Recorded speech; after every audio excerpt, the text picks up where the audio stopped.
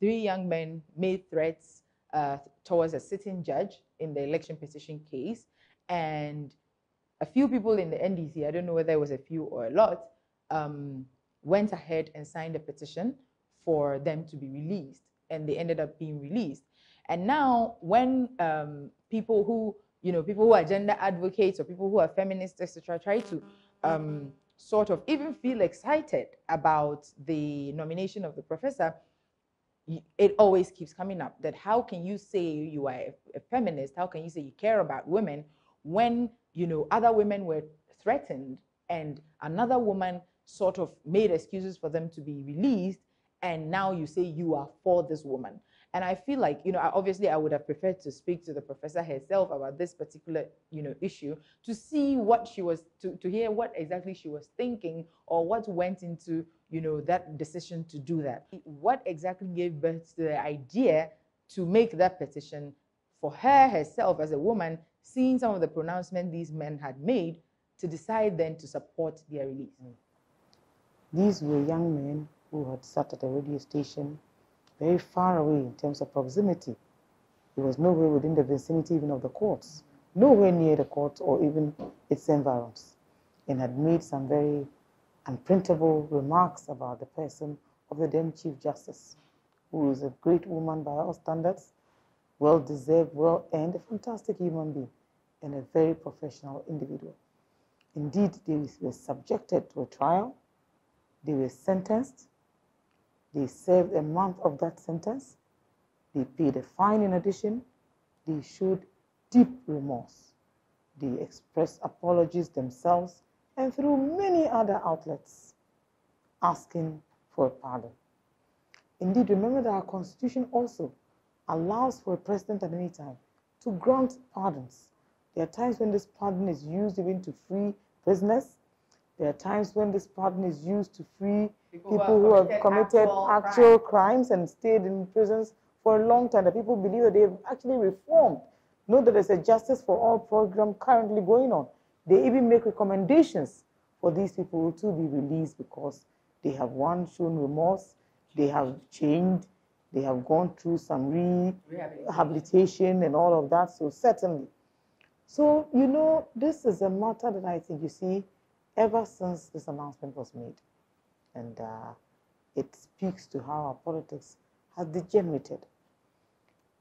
They have tried very hard to find something. We heard about Delta Force guys who we know are affiliated to the New Patriotic Party, who jumped into a court where a sitting high court judge, female and pregnant, to free their colleagues who were standing trial.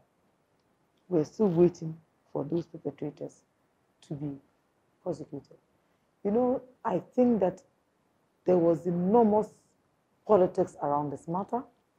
I believe that it actually divided even the NDC at the time, right down the middle. I believe that those boys were caught up in that political space and certainly made some very, very unfortunate remarks. When Sir John, may he so rest in peace, was held for contempt, if you remember, after the election petition, they were fined. There was one of them who broke down even and wept before the court. I believe these were individuals who were responsible individuals. And they were, but they were let go, right? But the passions that judgment evoked led to this reaction, for which they showed remorse and apologized. In fact, some of our own colleagues even went out there to advocate for them to be pardoned and for their apology to be accepted. I know the 3 who were involved in this Montie issue. I know they said some very heinous things, but I know the remorse that they expressed. And I know that they paid dearly for that. Look, a month in a Ghanaian prison is no joke. For pronouncements? Absolutely. For whatever. You understand?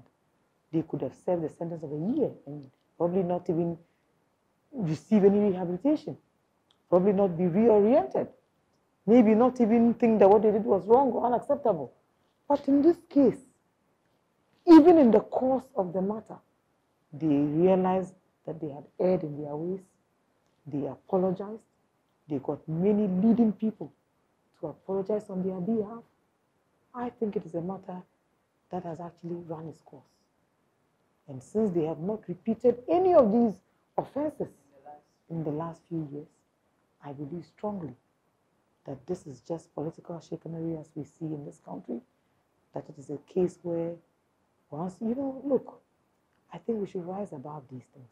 We try too hard sometimes because of politics to create all of these little problems. Everybody who knows Professor Naana knows that she's a very disciplined woman, knows that she's a very firm woman. I do not think that she took that decision lightly, that it was not necessarily just out of political expediency, but I believe that at some point she will address it herself, and I'm sure she probably wouldn't put it any better than I have. But let us not make and start cherry picking and create something out of nothing. Those boys did not commit murder. They did not attack somebody. Yes, sometimes a threat is just as good as an attack because you would fear for your life. But they were far away in Mataiko. I am a very senior lawyer, and I do not on any occasion want to appear to accept that someone can make such pronouncements against the office, not necessarily the person, of the Chief Justice and go scot-free. I believe they were punished. I believe they expressed remorse. I believe that they paid a fine, and they paid dearly by serving a sentence.